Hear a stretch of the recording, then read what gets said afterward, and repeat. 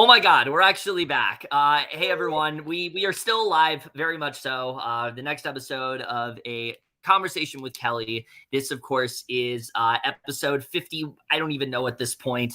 Um, but we are talking about the latest episode of Ascendance Live, which was a very heartbreaking one, to say the least. I think we will agree with that. But before we get into it, I am here with my lovely co-host, Allie. How are you doing today?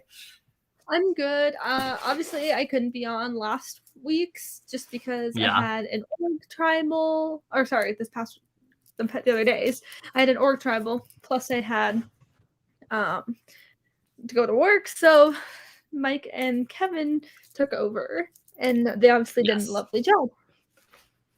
Yes, we did fill in, but thankfully, I think we have everyone back this week. Not only do we have Allie with us, but we also have Sean. Sort of. They don't have the greatest Wi-Fi right now, but hi. Hello. I will say it's not the worst ever. Like, it definitely could have been a lot worse. This is much better than me. We just started up an org, and like the first day of our the night one call, literally I was in a hotel room and I had the worst fucking Wi-Fi. So like this is nothing compared to that. So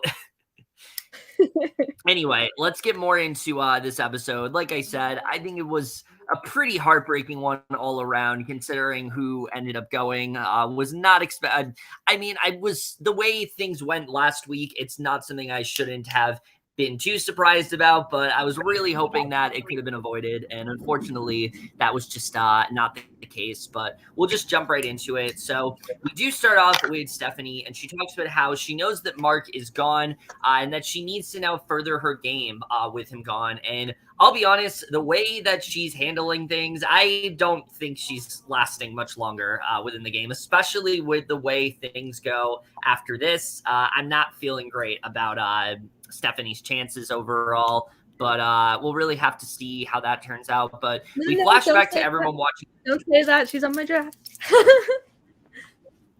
I mean, I want to hope that she does well. I want to hope that she's able to that she's able to get back on a good path, but it just seems like things are not really going her way, and I'm not feeling great about her chances. I feel like she's going in the next round or two, but we'll have to see.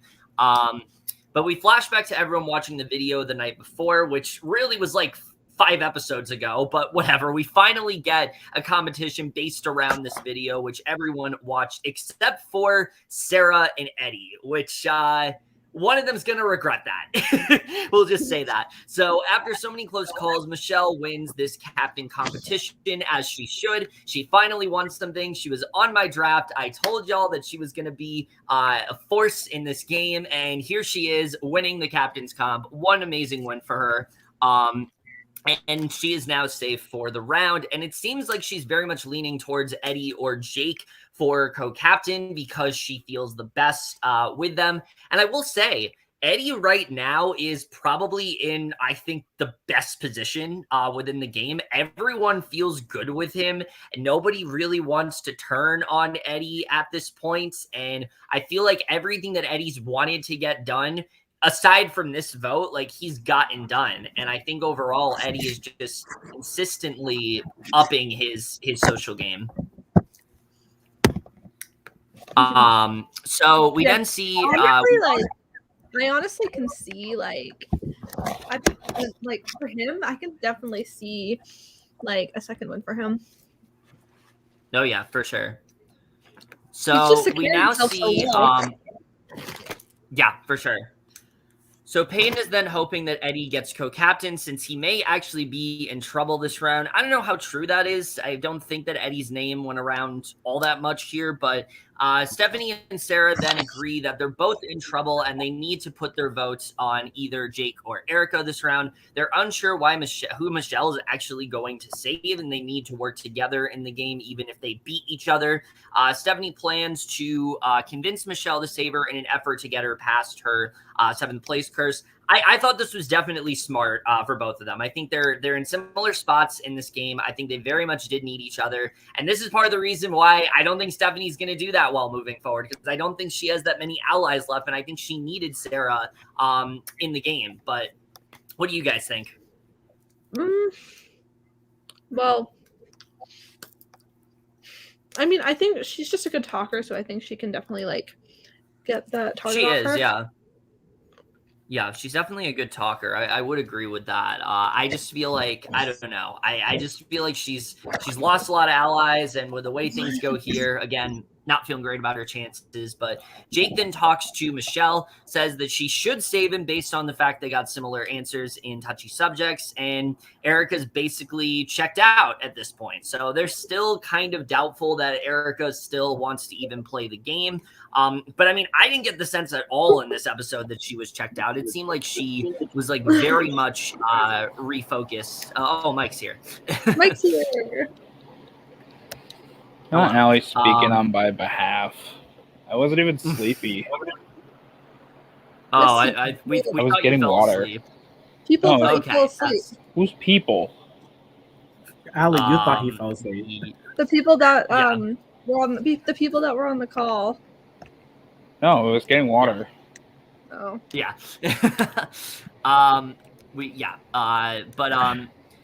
Basically we then see, where was I? So Stephanie and Sarah then have a plan to vote for Jake, but to tell everyone that it is Erica. And Peyton then goes to Jake, Stephanie, and Sarah and says that he thinks Michelle will likely be saving one of either Erica or Eddie. In the event she isn't saved, they do plan to vote off Erica here. I think this was a pretty good plan when it came to Erica, but again, I think it was pretty clear. Erica's head was definitely refocused into the game. Like, she was not checked out like she was last week. So this just, it wasn't going to work. Like, the vote just simply was not going to work. Why was I just spotlighted? Watch Spotlight, by the way. Shameless plug. Watch Spotlight. But we're not talking about Spotlight. We're talking about Ascendance. Yeah, no, I think when it comes to the way they went about this, I just don't think Erica was the right person to target initially. So...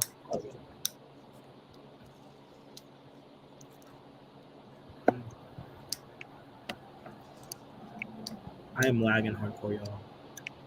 Oh no. I mean, you're fine on our end. It's probably just us. Yeah. Like, we're probably the ones lagging. Listen, I was mad when I heard Erica's name. I'm like, no, y'all better stop. Y'all better stop. Y'all better stop. Yeah. Yes, like I said, I mean,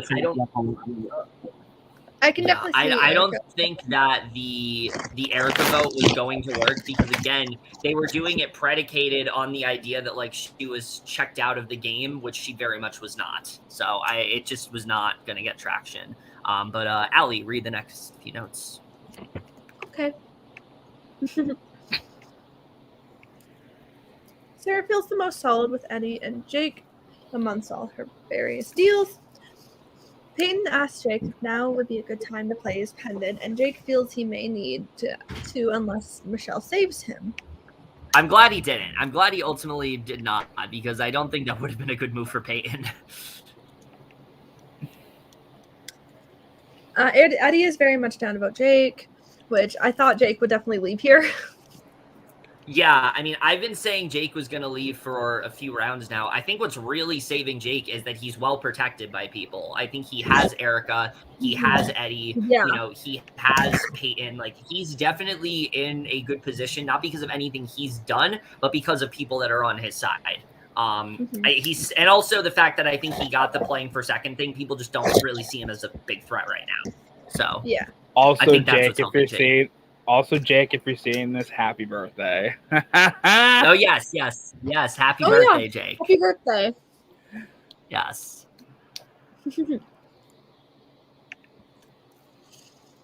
Stephanie asks Michelle what she is thinking, and she says she is unsure if Erica wants to go or not, and Stephanie feels she wants to stay, but Michelle is unsure if any of the chatting matters.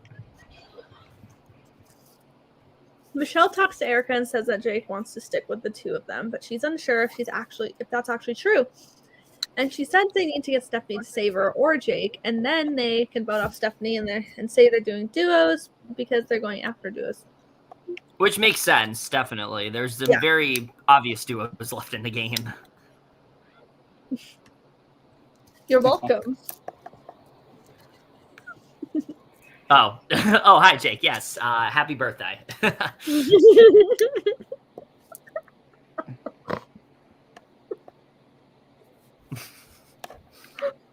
That was just funny. Yeah, it was. It now seems like Michelle is starting to consider going after Sarah, especially after the touchy subjects question. Sarah which I mean, let me get into that. Like, this, which is I was like really obvious. hoping that.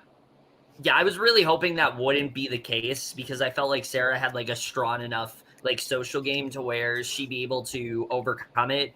But I mean, it makes sense, definitely. Like a lot of the time when touchy subjects happen, you know, I feel like it determines a lot of what happens in the later rounds of the game. I've seen it happen in many orgs before. So it's not surprising that it happened. I was just hoping it didn't. And unfortunately, here we are. It sucks because if you're looking at it, it's the perception of the people in the game. And once those people are in the jury, and their perception will still change if Sarah's still in the game. So that makes sense why she got targeted for it. But at the same time, I'm like, that was my whole like, oh, why am I? No, stop it. No. Am I spotlighted? No. Because no. You're not spotlighted for us. I was for a second, but yeah, what I'm saying is like, it makes sense. Can you stop? But everyone's faces are so pretty. All right, go ahead. It makes sense, but at the same time, I feel like people need to also take account of like moves others made. Like, I wouldn't say I wouldn't target Sarah. Like, if I was in the game, I wouldn't say I would target Sarah off the bat. It would be a mine. Like, a mine. It would be an idea in the back of my head, like, oh, we need to look at that. But at the same time, if people are making moves that, like, I think as of right now, like, the resume of people, that's what they should be looking at, than, like, the perception of what people are thinking of in the rest of the game. From what I remember. Yeah, no, definitely. I can totally get that. Like I said, I think when it comes to touchy subjects, like just a lot of the time that determines what happens in later rounds.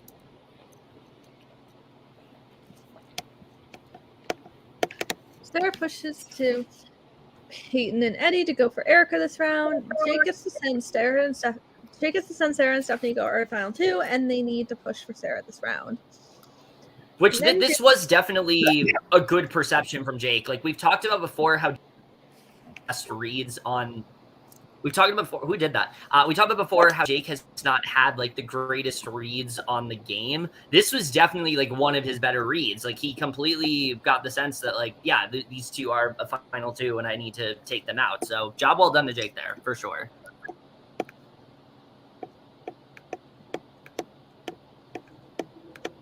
Yeah, it was definitely a good move. Yeah.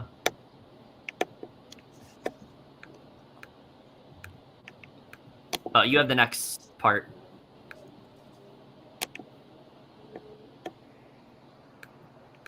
You have the next note. Yeah. Jake talks to Sarah and she pushes for Erica, and he doesn't really answer her. Sarah's really feeling after this conversation. Jake doesn't really have her or Eddie's best interests because of how much he deflected from answering the question. Erica talks to Sarah and says that she knows her name is out there, and she tells her she's down about Jake, but Sarah is unsure if the numbers are there. She also tells her that Michelle threw her name out. Right, which again, like just the way Sarah's name like quickly got traction here was pretty crazy.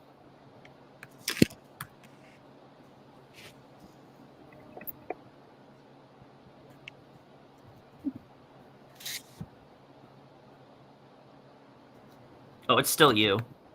Oh, where am I? These notes are very confusing. It's right here.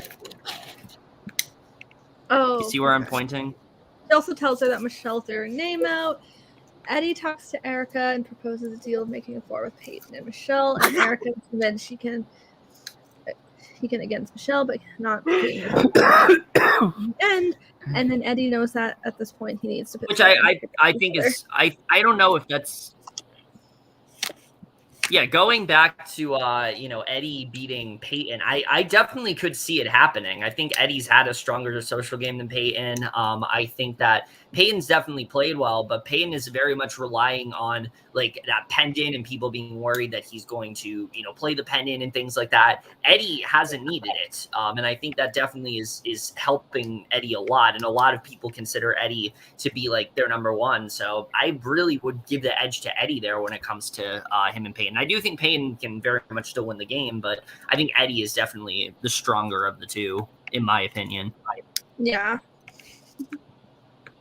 So Michelle then talks to Jake and brings up. Michelle talks to Jake and brings up how Sarah's targeting him. That's me. Oh. No, that's me. Okay. So Michelle talks to Jake and brings up how Sarah is targeting him, and he comes to the conclusion that Erica is a fake name in a ploy to get him out. And Erica's then thinking about voting Peyton, and Stephanie says that she would need her, Sarah, and Jake to do so. Stephanie lets her know that Jake doesn't know his name is out there, and she goes to Peyton, and Michelle and Sarah then come in, and Michelle then brings up how she's basically heard everyone's name, and Sarah says that she wants to really keep the women together. Sarah really, at this point, is like in full, save me mode, doing whatever she can to really save herself, and saying that, saving her is her best interest. And then she also tries to get Peyton to maybe consider playing his pendant on her, that was not going to happen. That was not something I thought would have occurred. No one seems to know what the actual vote plan really is at this point. It seems like everyone's kind of scrambling. And Eddie and Jake then talk things over, and it seems that they solidify that Sarah is going to be going here. They pretty much do that, and a few seconds before the round, we actually see Jake mouth Sarah's name to Erica and Peyton. So it was really crazy the way that whole thing went down.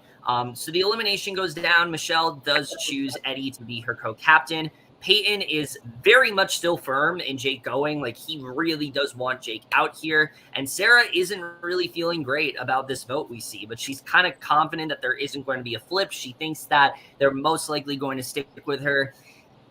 And that's not the case. Sarah is voted out by a vote of 4-3, with Jake getting the other 3 votes. And she talks about how she wanted to see if she played the same way she plays orgs, and she did. And the way she plays always fucks her over because of having a strong social game and people really catching onto it too quickly. And yeah, that's how we do wrap things up here. I said that Sarah was like the front runner to win this game, and unfortunately, here she is. But the good thing is that we do get there's one good thing that comes out of this, and that is that we do get to talk to Sarah early. So here she is now. Hello.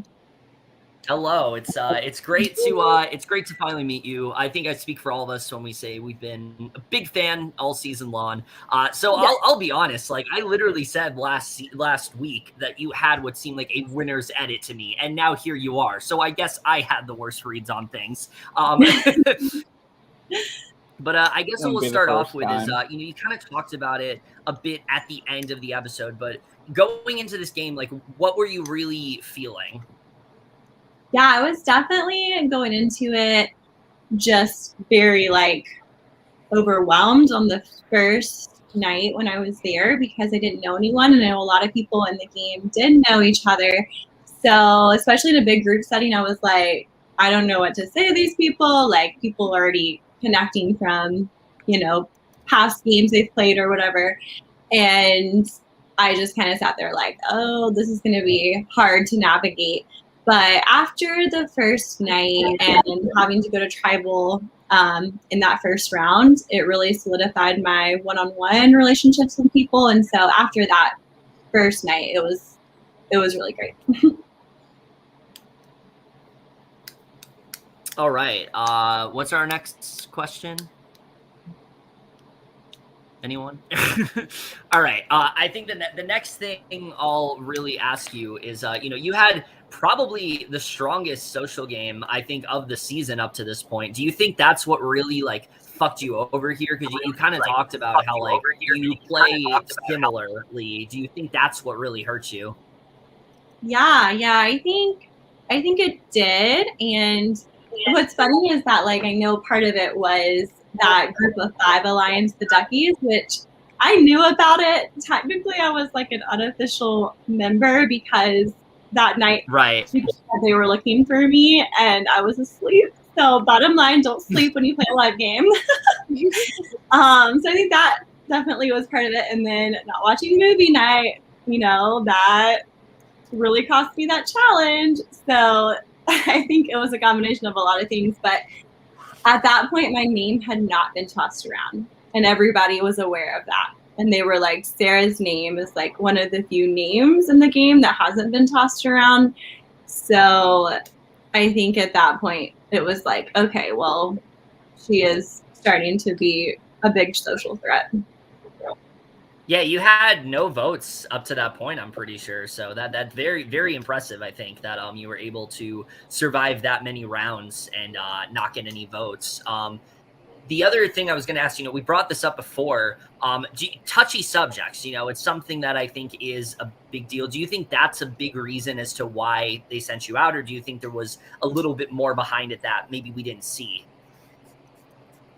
Yeah, I think, like I said, with the co-captain and the pendant that Peyton had, and there was only 7 people, like there weren't that many people who were eligible to get votes. And I think when people looked at who was left, it made sense to go after me because of touchy subjects and just where people were at in the game. And yeah, I think touchy subjects, I mean, this always happens to me, like when I play orgs too. So I was just like, not this happening in the live game setting too. But yeah, I think it made people aware of my social game because I think people were surprised even when I got that answer in touchy subjects.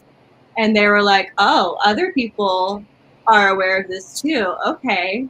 When they realized that was the perception of the majority, they definitely, I think that impacted the game. Absolutely. Makes a lot of sense.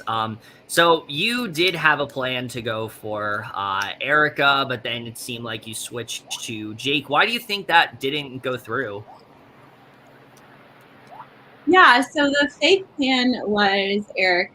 And then the reason I was down to vote for Jake is because Jake and I had that conversation about, final 3, me, you, and Eddie. And he was like, I can't vote or I can't win against you and Eddie in the end. And that I took that as like with me. So if that was the case, I was like, okay. What was that? I don't want to keep Jake. Yeah. That's I'm scary. sorry, we're just very overcome by whatever that noise was.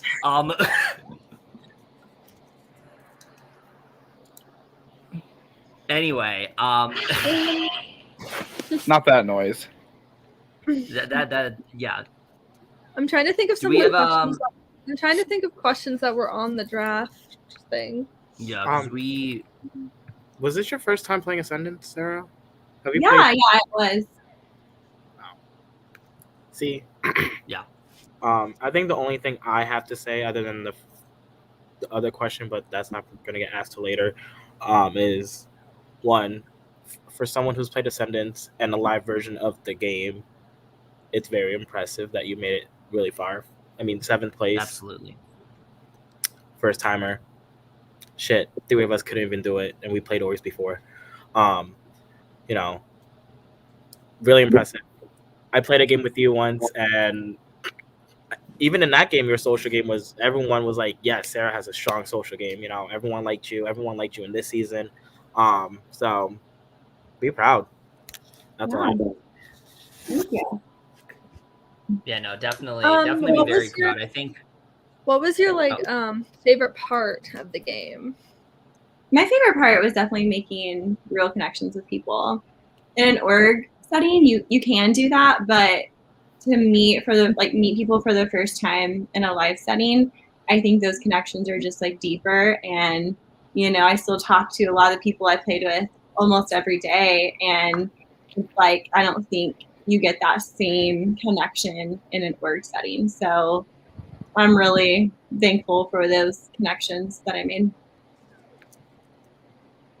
All right. Did you have like a favorite comp that you did or anything? Yeah, the relay race was definitely my favorite comp. I think that was round 4, I want to say. It was very Survivor-like, and that's why I loved it, because I love Survivor. Survivor is my favorite. So when I played that comp, I was like, oh my God, like I feel like I'm playing Survivor. And it was a lot of fun. That was my favorite comp. Mm-hmm. Any other questions? I think the only other question that we'll ask is like, aside from what you've already said, what do you think was like what would, you know, if you were to play Ascendance again, we've asked this to everyone, what would you change, you know, this time around? I think, you know, there's a lot of things you did right, but obviously, you know, you didn't get to the end. So what do you think ultimately cost you from getting further? Yeah. And what would you change? I think I'm overall proud of my game, and, you know, just seeing that I do play similarly in real life as I do in org. So I think overall I am proud. I think one thing that I would change is when I got the power in round 2 from the story telephone challenge, I didn't really put a lot of emphasis on that power and didn't think it was that important, didn't want to play it.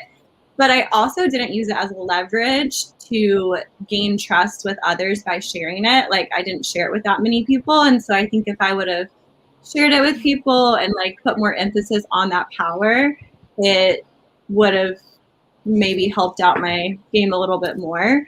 But then again, I think I still would have been labeled as a social threat. So yeah, but I would definitely like to try to lay low more, but that is really hard for me to do.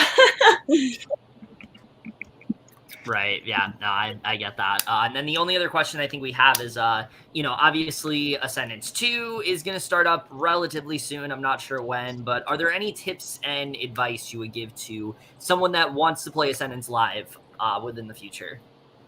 Yeah, go into it knowing that you're probably not going to get a lot of sleep. You're probably not going to eat a lot. Just be prepared.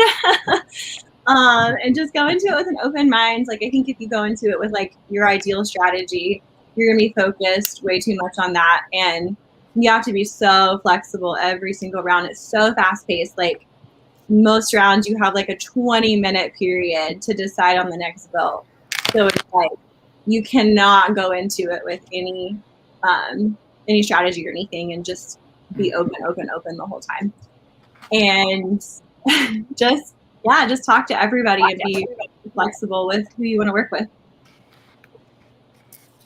Absolutely. All right. I think those are all the questions that we pretty much have for you. Other than that, I think, like I said, we speak for all of us when we say that, like, I was very impressed by the game that you played. I think that just the way that you had literally no votes up until that point, that's like the ideal game for me. Like, I want to go into a game and like be literally like invisible in that way, where it's like I am not an option to be voted for. And I think that you were able to do that very well. I think ultimately, like you said, just, you know, the type of game you played, it unfortunately caught up with you. And I think that, you know, once people catch on to your game at a certain point, there just isn't much you can do to really, you know, pull yourself out of that. So I'd say be very proud of the game you played overall.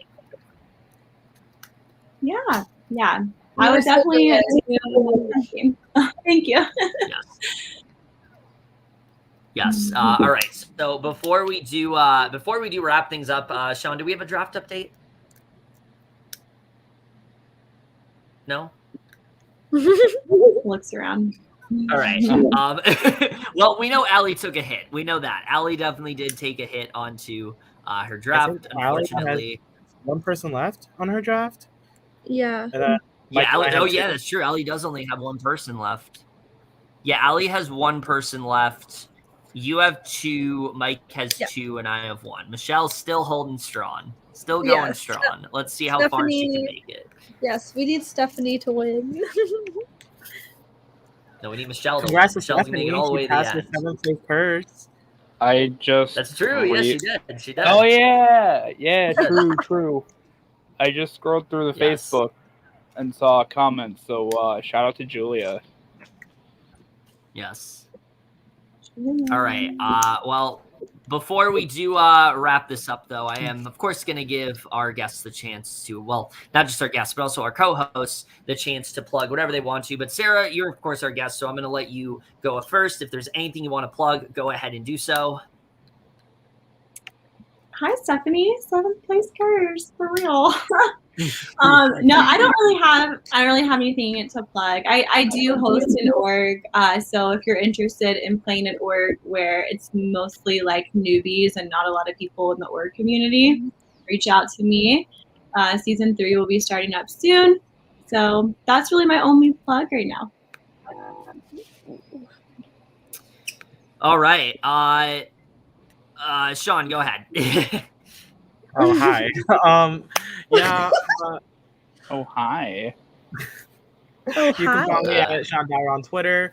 Come back next year if you're in the Virginia Beach area. Come back next year, October, and watch me scream at people and get scared. Shout out to Duke. Go follow Duke on Spotify and Apple Music and listen to his podcast. Shout out to the Ascendance family. Shout out to Nicole. Shout out to Papa. Yes. Shout out to the new bestie, Erica. We stand Erica here. If you know, you know. Other than that, that's all I have to say. All right. Mike, go ahead. Shout out to me. That's for Twitter. That's my Instagram. Shout out to me. I just don't know. Yeah, that's my Twitter. That's my Instagram. Follow me. Never gets old. That's my death metal ringtone. Thank you very much. Amazing. I host Spotlight Survivor. Check that out. We have a Facebook. We have we do. A VL on Skype. That's about it. Yes. And that's about it. Shout out to me. Yeah. And like you were saying before, definitely, if you haven't before, definitely, continue coverage of Spotlight. We are still only in the first week. We will be having a tribal tonight. So we're excited to see how that all does go down. And eventually, what? Oh, and eventually, Ali and I have talked about it because we are quite behind. We are going to continue our coverage of the Where is it? Survivor or Survivor? It's somewhere. Whatever. Once I find it, we're going to continue our coverage of the Survivor season very soon. We know we're behind. We're going to try to catch up as soon as we can, and hopefully we'll be able to do that as soon as possible. Other than that, that's it for our review of this week's episode of Ascendance Live. As always, comment down below. Let us know what you guys thought of everything that went down in this week's episode. We're very excited to see how the rest of this season goes. Devastated, like I said, to see Sarah here, but excited to see moving forward who does end up ultimately taking the win. Only got a few more weeks left, so excited to see how it all does wrap up. But that's it for this video. Hope you guys enjoyed it. We'll see you guys in our next video, and we will see you guys for that. Okay, bye. Bye. Have a good night.